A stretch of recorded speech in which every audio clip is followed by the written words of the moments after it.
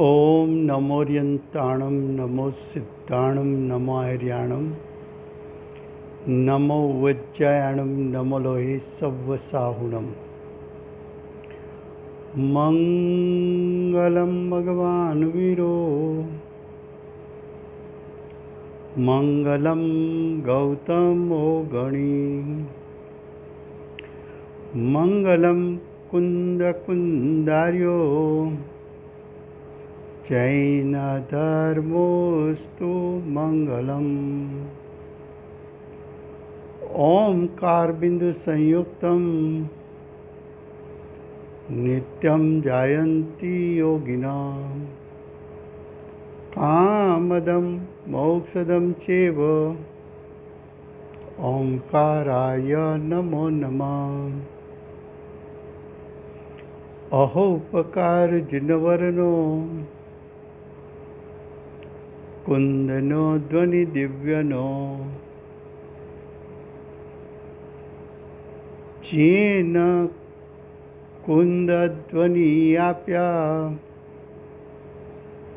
अहो आ गुरु काननो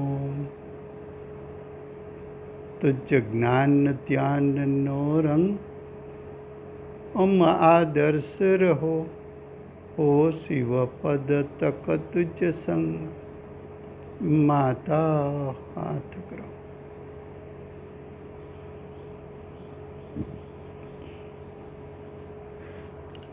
આ અષ્ટ પ્રાભૃત નામનું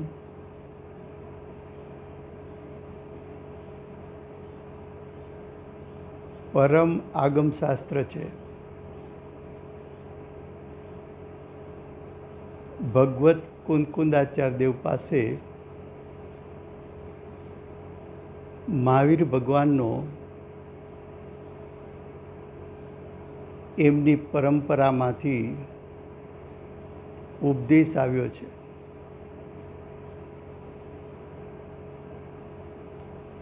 અને સાક્ષાત સિમંદર ભગવાનની વાણી કુંદકુંદાચાર્ય દેવે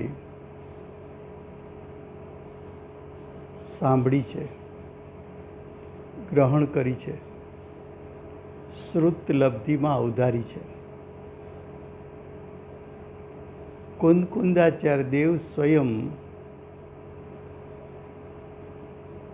મોક્ષ માર્ગમાં ઊભા છે. છઠ્ઠે સાતમે ગુણસ્થાને ઝૂલતા મહાસમર્થ આચાર્ય છે. રુદ્ધિઓના ધારક છે.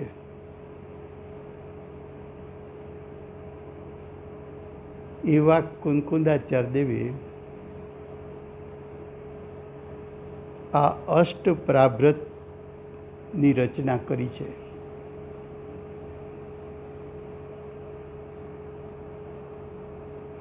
અષ્ટ પ્રાભૃત વિશે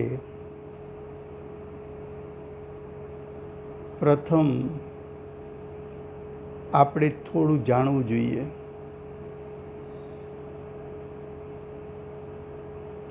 આ ગ્રંથ એના રચયિતા કુંદકુંદાચાર્ય દેવ છે. આ મૂળ ગ્રંથ પ્રાકૃત ભાષામાં રચાયેલો છે. એમની ટીકા પંડિત જયચંદજી છાબડાએ કરી છે. ટીકા હિન્દીમાં અને ટીકા ઢુંઢારી હિન્દીમાં થયેલી છે. અષ્ટ પ્રાભૃત નામ ક્યાંથી આવ્યું? તો કે પ્રાભૃત કહેતા ગ્રંથ, પ્રાભૃત કહેતા શાસ્ત્ર,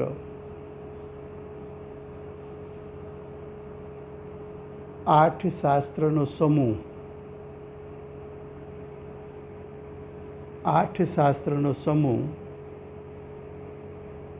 માટે એને અષ્ટપ્રાભૃત કહેવામાં આવે છે. આ શાસ્ત્ર મોક્ષ ઈચ્છુક જીવો માટે એક આધાર સ્તંભ છે.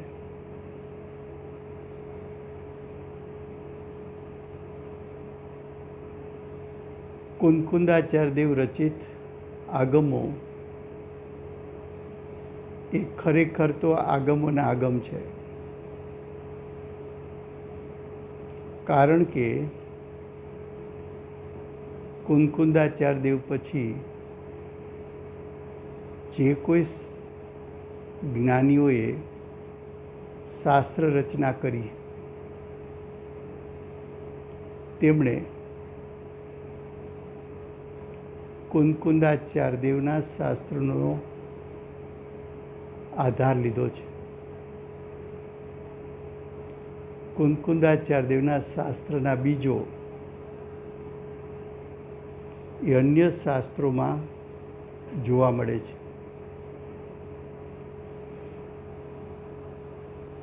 આગમોનું આગમ એટલે એમાં લાખો શાસ્ત્રોનો નિચોડ છે. જૈન શાસન, જૈન ધર્મ, જિનેન્દ્ર ભગવાનનો માર્ગ, મોક્ષનો માર્ગ એ આવા આગમોના આધાર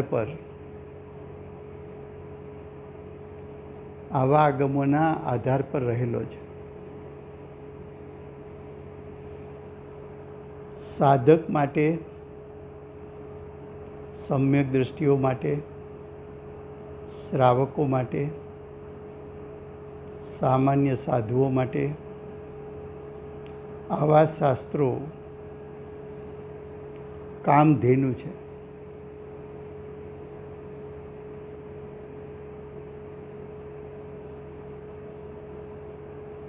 ખરેખર આ શાસ્ત્ર કલ્પવૃક્ષ છે.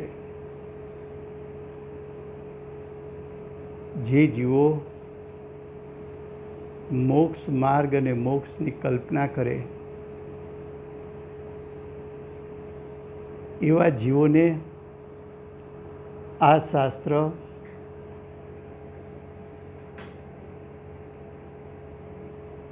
મોક્ષ માર્ગ અને મોક્ષ આપી શકે તેમ છે. 12 અંક 14 પૂર્વ એમનું રહસ્ય ભગવત કુંકુંદાચાર્ય દેવ ભગવાન પાસે સાંભળ્યું છે. એ રહસ્ય આચાર્ય ભગવંતે શ્રુત લબ્ધિમાં અવધારણ કર્યું છે.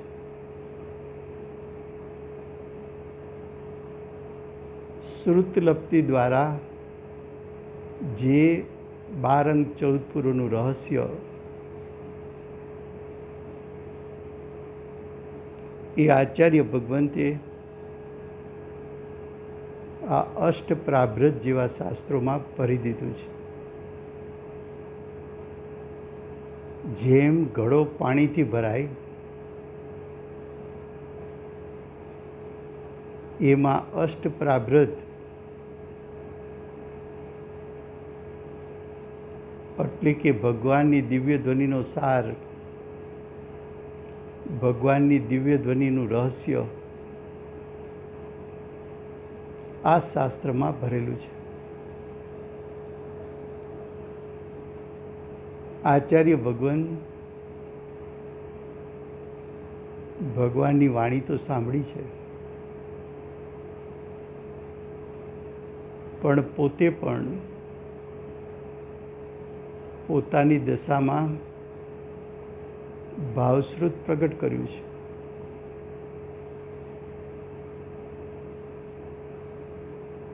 ગણધર તુલ્ય શાસ્ત્રની રચના કરી શકે એવા દ્રવ્યશ્રુતના કુંકુંદાચાર્ય દેવ એવા દ્રવ્યશ્રુતના ધારક છે.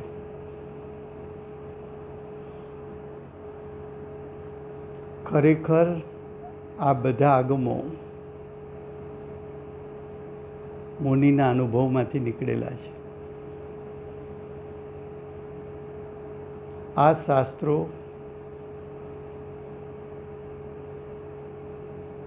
અનુભવ પ્રમાણ છે. પૂર્વે પરંપરામાં રચાયેલા આચાર્યો દ્વારા કે ગણધરો દ્વારા જે શાસ્ત્રો છે એની સાથે મિલાવવામાં આવે તો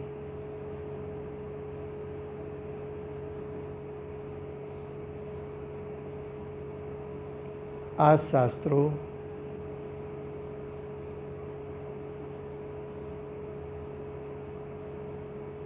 એનું પ્રમાણ પણ એમાંથી મળી શકે તેવું છે. શાસ્ત્ર ન્યાયયુક્તિથી રચાયેલ છે.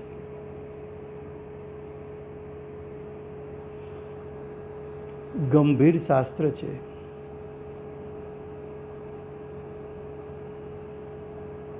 મુનિ માર્ગનું કોઈ અલૌકિક વર્ણન છે. 363 પાખંડ મતનું ખંડન છે.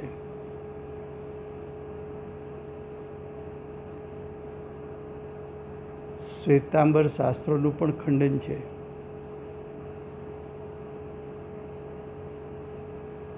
ખંડન કોઈ દ્વેષ બુદ્ધિથી કરાયેલું નથી.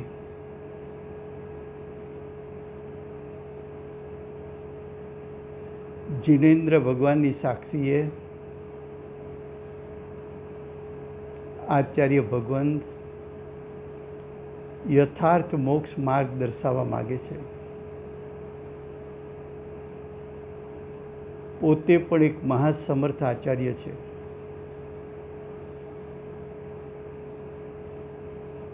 પોતે મહાસમર્થ આચાર્ય હોવાથી મોક્ષ માર્ગનું સ્વરૂપ અનુભવથી જાણે છે. સાક્ષાત સિમંદર ભગવાન પાસે જાણ્યું છે. મહાવીર ભગવાનની પરંપરાના ઉપદેશથી જાણ્યું છે. 363 મતો એના અભિપ્રાય વિપરીત હોવાથી એને પાખંડતા કહી છે. શ્વેતાંબર અનુસાર મુનિ દીક્ષા અને દિગંબર આમનાઈ મુનિ દીક્ષા, એમાં દિગંબર આમનાઈની મુનિ દીક્ષા એનું યથાર્થપણું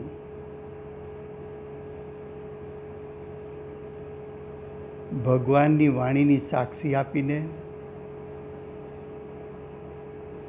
પોતે પ્રગટ કરેલા મુનિ ધર્મના આધારે અને ન્યાય યુક્તિથી સચોટપણે સિદ્ધ કર્યું છે. આ શાસ્ત્રનો અભ્યાસ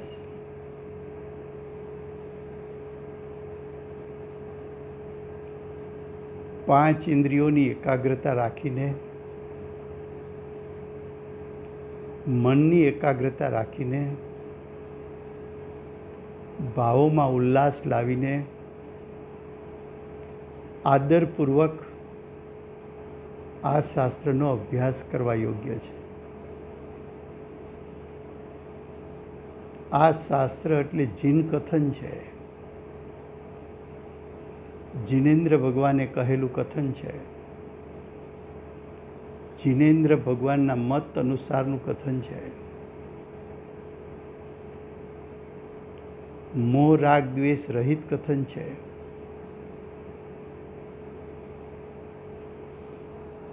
ભવ્ય જીવો માટે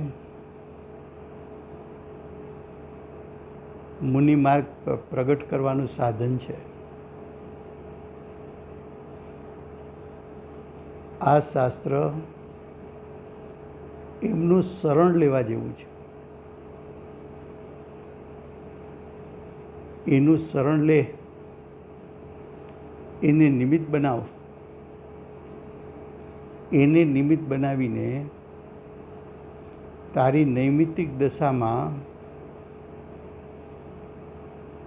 મુનિપણું પ્રગટ કરી લે, મોક્ષ માર્ગ પ્રગટાવી લે.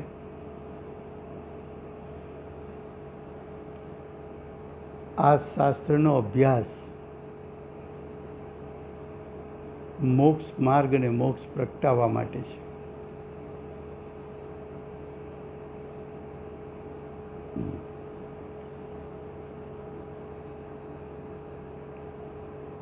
શાસ્ત્ર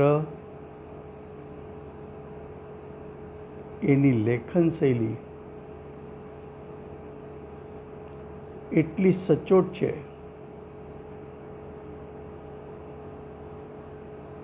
કે શ્રુત જ્ઞાનની પ્રતિષ્ઠા,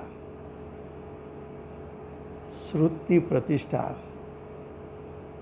એટલે કે આ શાસ્ત્રની પ્રતિષ્ઠા, એટલે કે આ શાસ્ત્રના ભાવોની પ્રતિષ્ઠા પોતાના ભાવમાં કરી લેવા જેવી છે.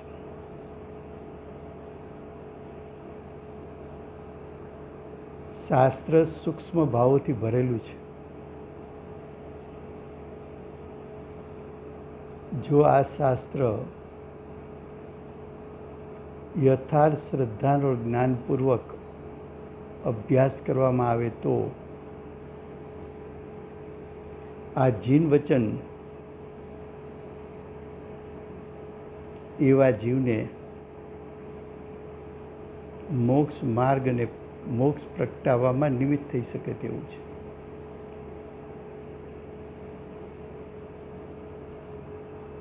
આ શાસ્ત્રમાં મુખ્યપણે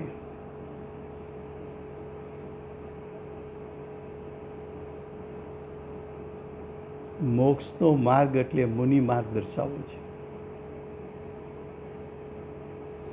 જેમ પૂજ્ય ગુરુદેવ પરિવર્તન કાળે બોલ્યા કે કુંદકુંદાચાર્ય દેવ રચિત આગમોએ જે યથાર્થ મુનિમાર્ગ કહ્યો છે એ માર્ગને હું ગ્રહણ કરીશ.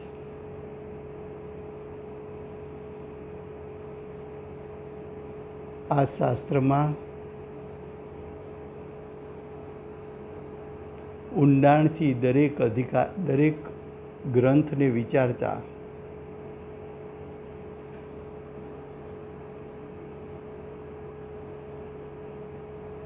આઠ ગ્રંથ છે.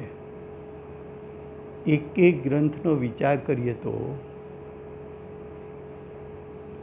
આચાર્ય ભગવંત 363 પાખંડ મતનો નિષેધ કરે છે. શ્વેતાંબર મત એ સમયમાં નીકળી આવેલો એમનો પણ નિષેધ કરે છે.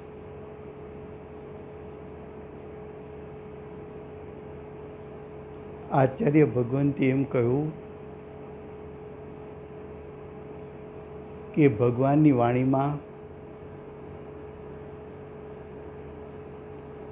યથાર્થ લિંગ 3 પ્રકારે કયા છે.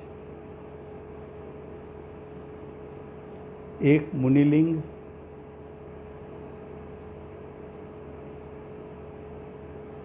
બીજું શ્રાવકલિંગ અને ત્રીજું સ્ત્રીઓનું લિંગ એટલે અર્જિકા લિંગ.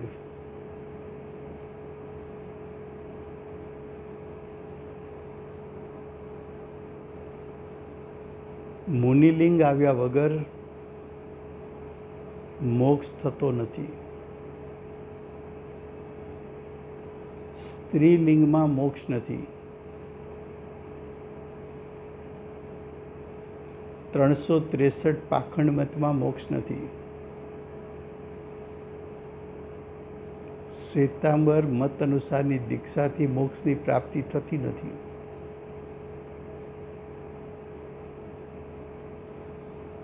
મધ્યસ્થતાથી વિચારવું,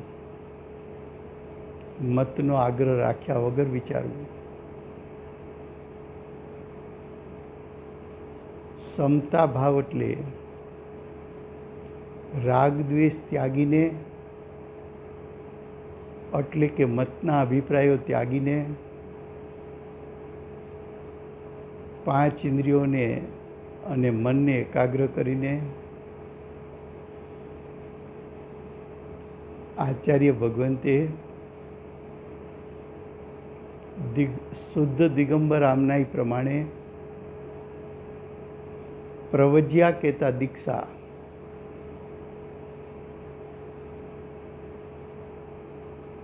એ દીક્ષાનું સ્વરૂપ સચોટપણે એવું દર્શાવ્યું છે કે એનો અભ્યાસ કરતા 363 પાખંડ મત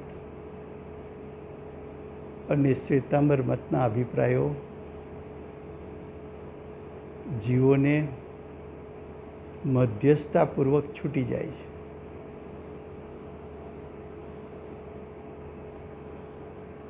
પ્રાભૃતનો અર્થ છે ગ્રંથ, પ્રાભૃતનો અર્થ છે શાસ્ત્ર. પ્રાભ્ર શબ્દ સંસ્કૃતમાંથી આવ્યો છે.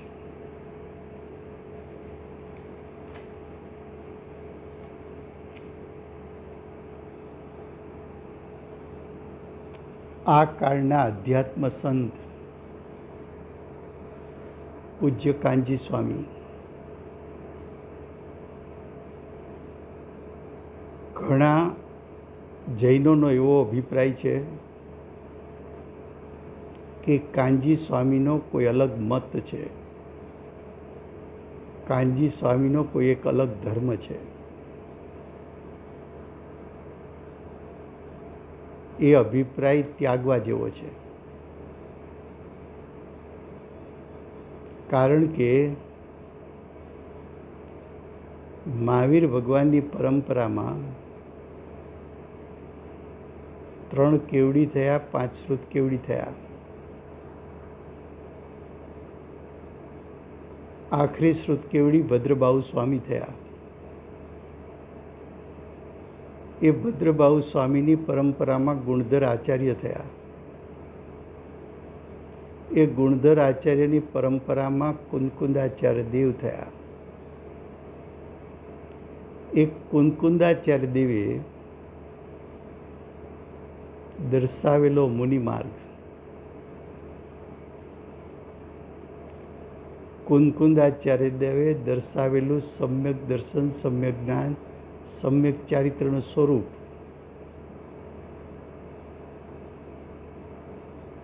પૂજ્ય ગુરુદેવ કાનજી સ્વામીએ ન્યાય યુક્તિથી સ્વીકાર્યું, પૂર્વ સંસ્કારના જોરે સ્વીકાર્યું, શાસ્ત્રોના મધ્યસ્થતાથી અભ્યાસપૂર્વક સ્વીકાર્યું અને આત્માના અનુભવથી સ્વીકાર્યું. તો કાનજી સ્વામી એમને સમ્યક દર્શન પ્રગટ કરવામાં કુંદકુંદાચાર્ય દેવ રચિત વર્તમાન કાળનો સર્વોત્કૃષ્ટ ગ્રંથ સમયસાર નિમિત્ત થયો. તો કાનજી સ્વામી એક કુંદકુંદાચાર્ય દેવની પરંપરાના ચતુર્થ ગુણસ્થાન વર્તી નિરતિચાર સમ્યક દર્શનની જેમને પ્રાપ્તિ થઈ છે એવા સમ્યક દર્શન, સમ્યક જ્ઞાન, સમ્યક ચારિત્રના ધારક છે.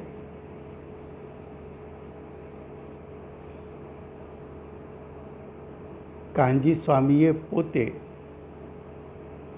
કોઈ ગ્રંથ રચના કરી નથી. કાનજી સ્વામીએ દિગંબર આમનાઈના આગમો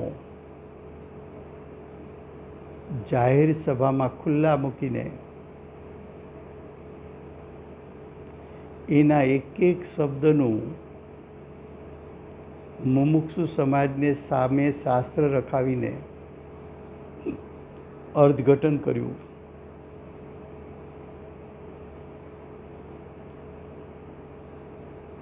કાનજી સ્વામીનો વિવેક એવો હતો કે એના 9000 પ્રવચનમાં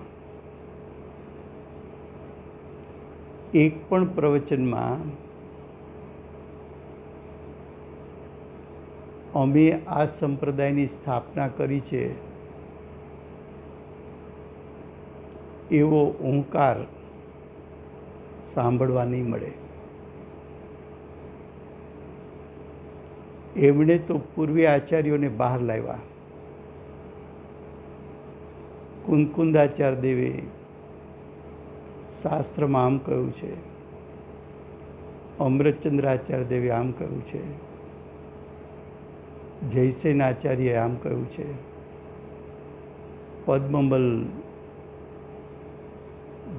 પદ્મમલધારી મુનીશ્વર એમણે આમ કહ્યું છે, ટોડરમલજીએ આમ કહ્યું છે, બનારસીદાસજીએ આમ કહ્યું છે, શ્રીમદજીએ આમ કહ્યું છે. એક એક જ્ઞાનીને એના શાસ્ત્રો અને એનો પરિચય, એનો સ્વાધ્યાય જાહેરમાં કરાયો છે. તો કાનજી સ્વામી એ ખરેખર કુંદકુંદાચાર્ય દેવના પરંપરાના આજીવન બાલ બ્રહ્મચારી, ચતુર્થ ગુણસ્થાનવર્તી અધ્યાત્મ સંત છે. એ પૂજ્ય ગુરુદેવે આત્માના અનુભવપૂર્વક આ અષ્ટ પ્રાભૃત પર જાહેરમાં 405 પ્રવચનો આપેલા છે.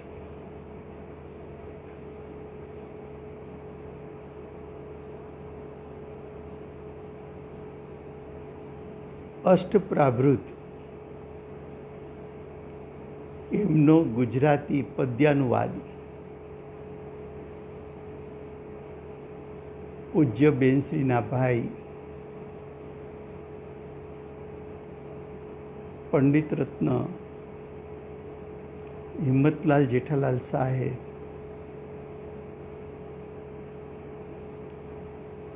આ આગમ પ્રત્યેની ભક્તિને કારણે, પૂજ્ય ગુરુદેવની આજ્ઞાથી, બેનશ્રીના આશીર્વાદથી ભાવભીરું થઈને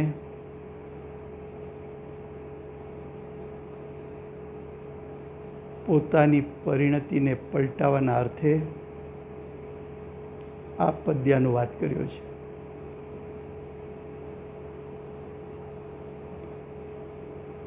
આ શાસ્ત્રની ટીકા ગુજરાતી રમેશભાઈ મહેતાએ કરી છે.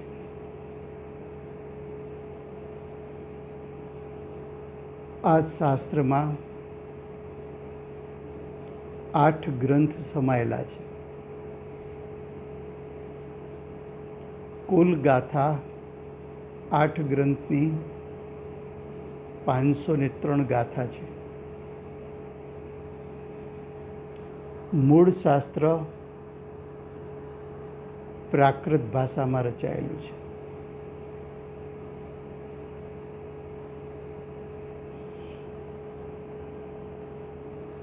ગુજરાતી પદ્યાનુવાદ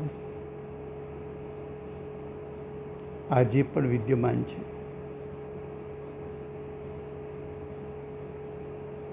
કુંદકુંદાચાર્ય દેવ પ્રત્યે પૂર્ણ ભક્તિ ધરાવતા એવા પૂજ્ય ગુરુદેવ કાનજી સ્વામી, એમના શિષ્યોમાં શિરોમણી પૂજ્ય બેનશ્રી, આ આગમોનું ભાષાંતર કરનાર પંડિત રત્ન હિંમતભાઈ, દિગંબર જૈન સ્વાધ્યાય મંદિર ટ્રસ્ટ અને મુમુક્ષુ સમાજે શાસનના પુણ્ય ઉદયે પૂજ્ય ગુરુદેવ અને બેનશ્રીની સાધના ભૂમિ સોનગઢમાં એક પરમાગમ મંદિરની રચના કરી છે. એ પરમાગમ મંદિરમાં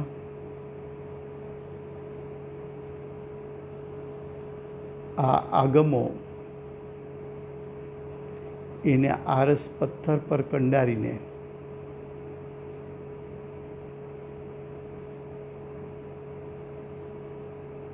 એની સ્થાપના કરવામાં આવી છે.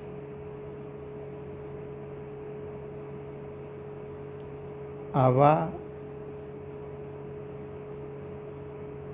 આગમોની સ્થાપનાવાળું પરમાગમ મંદિર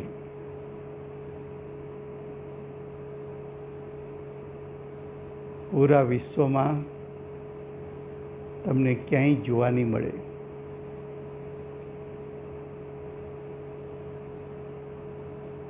આરસ પહાડ ઉપર આ શાસ્ત્ર કંડારવાનું પ્રયોજન એ છે કે આ શાસ્ત્ર પંચમારાના અંત સુધી રહે, વિદ્યમાન રહે.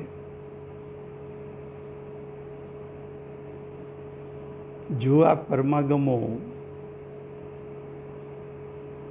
વિદ્યમાન રહે તો દિગંબર ધર્મ પણ વિદ્યમાન રહે.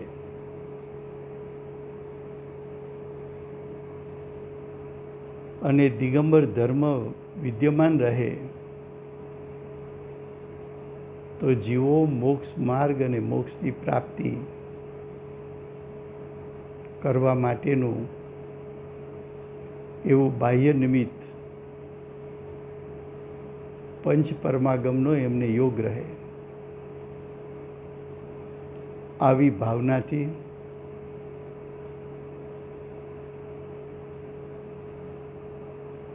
પૂજ્ય ગુરુદેવને કુંકુદાચાર્ય દેવની ભક્તિને કારણે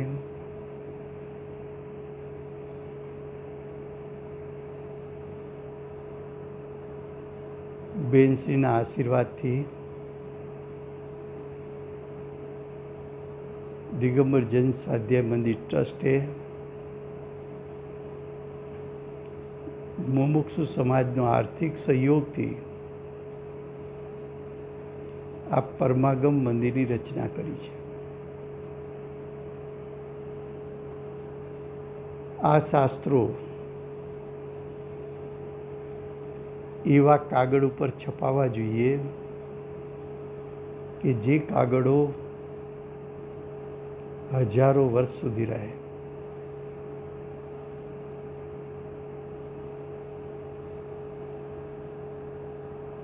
અષ્ટપ્રાભૃત 8 ગ્રંથનો સમૂહ છે. એમાં પ્રથમ ગ્રંથ દર્શન પાહુડ છે, જેમની 36 ગાથા છે. બીજું પાહુડ સૂત્ર પાહુડ છે,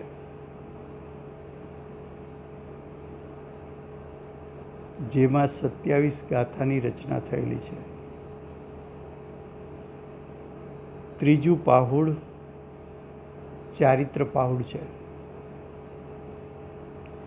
જેમની 45 ગાથા રચાયેલી છે. ચોથું પાહુડ બોધ પાહુડ છે, જેમાં 62 ગાથા છે. 5મું પાહુડ ભાવ પાહુડ છે, જેની 165 ગાથા છે. 6ઠ્ઠું પાહુડ મોક્ષ પાહુડ છે, જેની ગાથા 106 છે. 7મું પાહુડ લિંગ પાહુડ, એની 22 ગાથાઓની રચના થયેલી છે. છેલ્લું પાહુડ 8મું પાહુડ એ શીલ પાહુડ છે, જેમની ગાથા 40 આચાર્ય ભગવંતે રચી છે.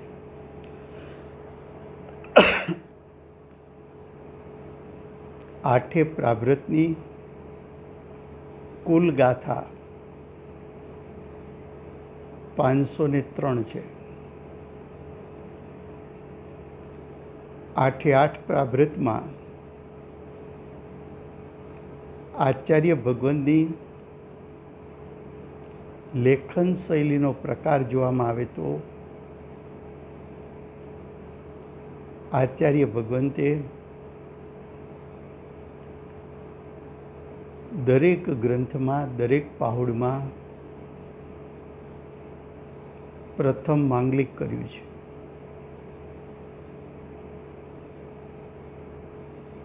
જ્યારે માંગલિક કર્યું ત્યારે આ પાહુડ શું સિદ્ધ કરવા માગે છે એને પણ લક્ષમાં રાખીને માંગલિક કરવામાં આવ્યું છે. તો દરેક પ્રાભૃતમાં, દરેક ગ્રંથમાં આચાર્ય ભગવંત પ્રથમ માંગલિક કરશે. ત્યાર પછી આચાર્ય ભગવંત પ્રતિજ્ઞા કરશે.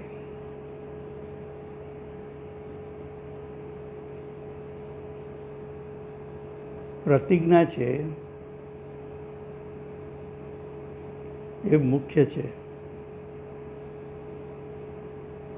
પ્રતિજ્ઞા કેમ મુખ્ય છે? તો કે પ્રતિજ્ઞામાં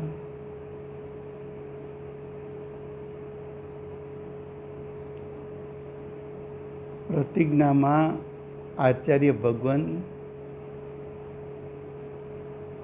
આખા ગ્રંથનું તાત્પર્ય ભરી દે છે. તાત્પર્ય એટલે આ ગ્રંથ શું સિદ્ધ કરવા માગે છે.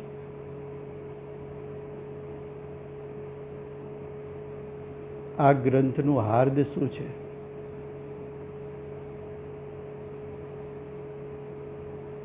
પ્રતિજ્ઞા એ બહુ જ મહત્વની વાત છે.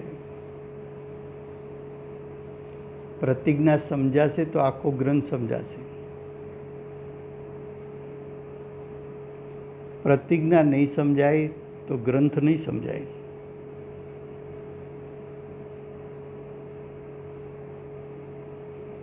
આ પ્રાભૃત શું સિદ્ધ કરવા માગે છે?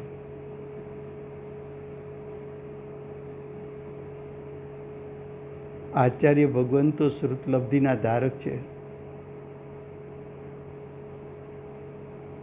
એક વાક્ય કે બે વાક્યમાં આખા શાસ્ત્રનો સાર ભરી દે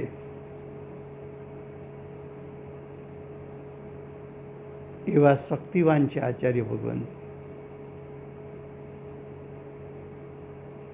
તો આચાર્ય ભગવંત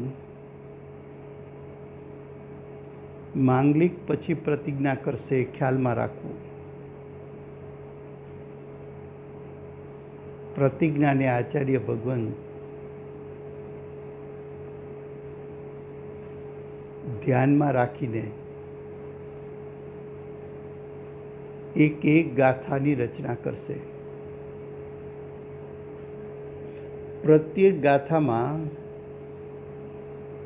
પ્રતિજ્ઞાનું તાત્પર્ય જળવાશે.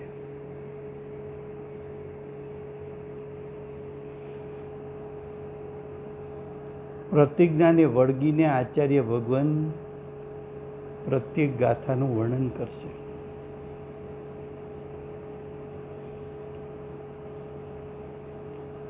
તો પહેલું થયું માંગલિક, બીજું થયું પ્રતિજ્ઞા. ત્યાર પછી આચાર્ય ભગવંત સંક્ષિપ્ત વિસ્તાર કરશે. સંક્ષિપ્ત રુચિવાળા પ્રતિજ્ઞા પછીની એક બે ગાથામાં જે સંક્ષિપ્ત વિસ્તાર કર્યો છે એનાથી જો ભાવને પકડી લે અને પ્રયોજન સાધી લે એવા જીવોને વિશેષ વિસ્તાર એનો અભ્યાસ કરવાની જરૂર પડતી નથી.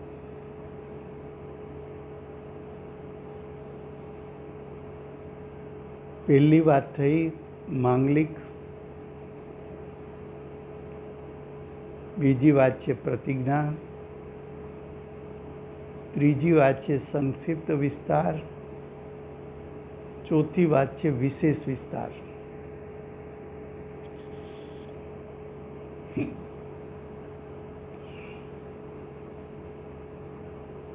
પછી આચાર્ય ભગવાન પૂરા ખીલી જશે, પૂર્ણ વિસ્તાર કરશે.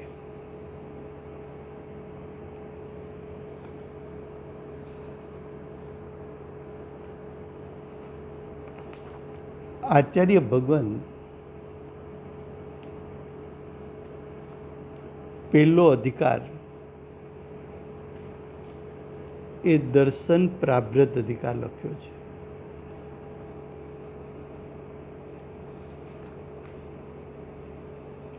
હવે આપણે આ એક એક અધિકાર સંક્ષિપ્તમાં શું કહેવા માગે છે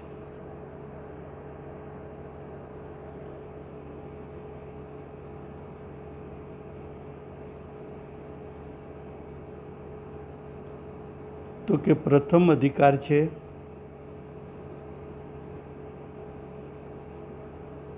એનું નામ છે દર્શન પ્રાભ્રત.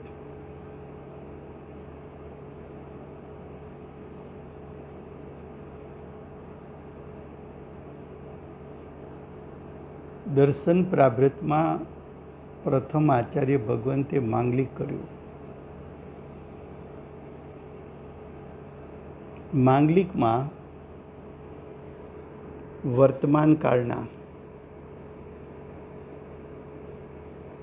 વર્તમાન ક્ષેત્રના પ્રથમ તીર્થંકર, ધર્મના સ્થાપક, ધર્મ ધુરંધર શ્રી આદિનાથ ભગવાનને વંદન કર્યું અને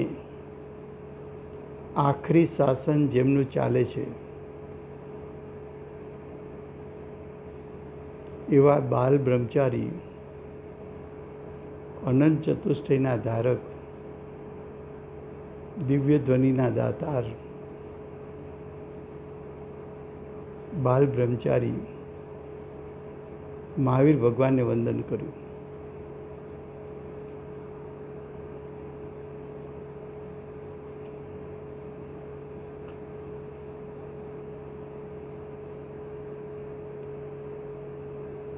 આદિનાથ ભગવાનથી શરૂ કરીને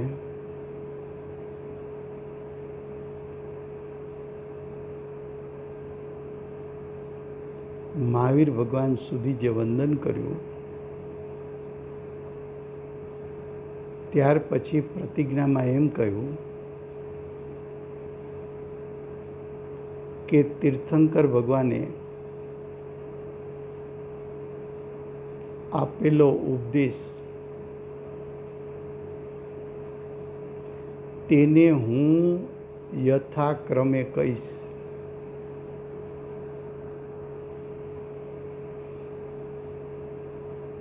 આ વાક્યમાં એટલી બધી માર્મિકતા ભરી છે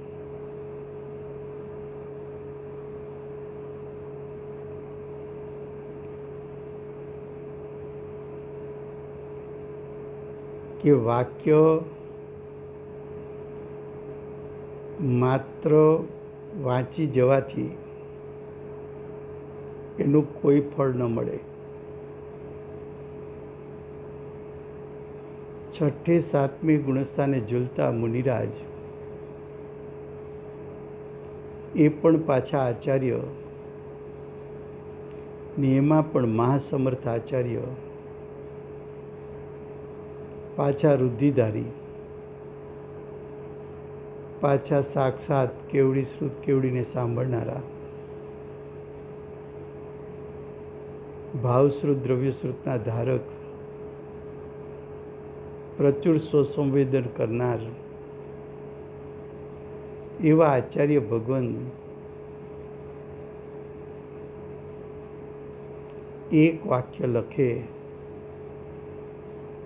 તો એની ગહનતા કેટલી હોય.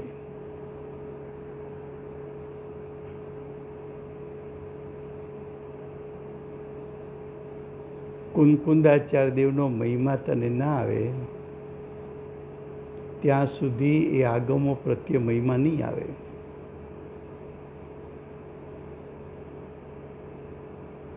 કુંકુંદાચાર્ય દેવ પ્રત્યે કેવો આદર હોવો જોઈએ, કેવો ઉલ્લાસ હોવો જોઈએ, કેવી એની સ્તુતિ ને ભક્તિ હોવી જોઈએ, એના માટે ગુરુદેવ અને બેનશ્રીનું જીવન જોઈ લેવું.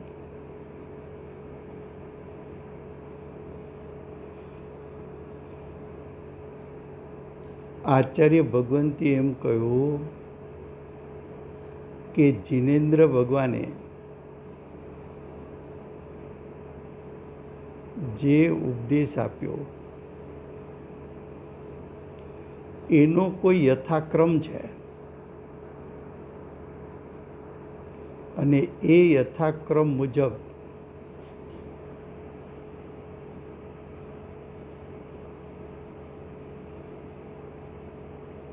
હું કહીશ. હવે શું કહેશે એ નેક્સ્ટ સ્વાધ્યાયમાં આવશે. આજનો સમય થયો છે.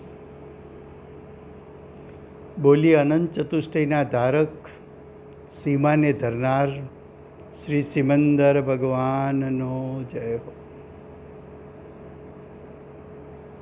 પ્રમત અપ્રમત ગુણસ્થાને ઝૂલનારા ભગવત કુંકુંદાચાર્ય દેવનો જય હો. મહામંગલકારી મોક્ષ માર્ગ પ્રકાશક પરમ પૂજ્ય સદગુરુદેવનો જય હો. પ્રશમ મૂર્તિ ભગવતી માતનો જય હો. અષ્ટ જીનવાણી માતનો જય હો. પરમ દિગંબર જૈન ધર્મનો જય હો. સમય થયો છે.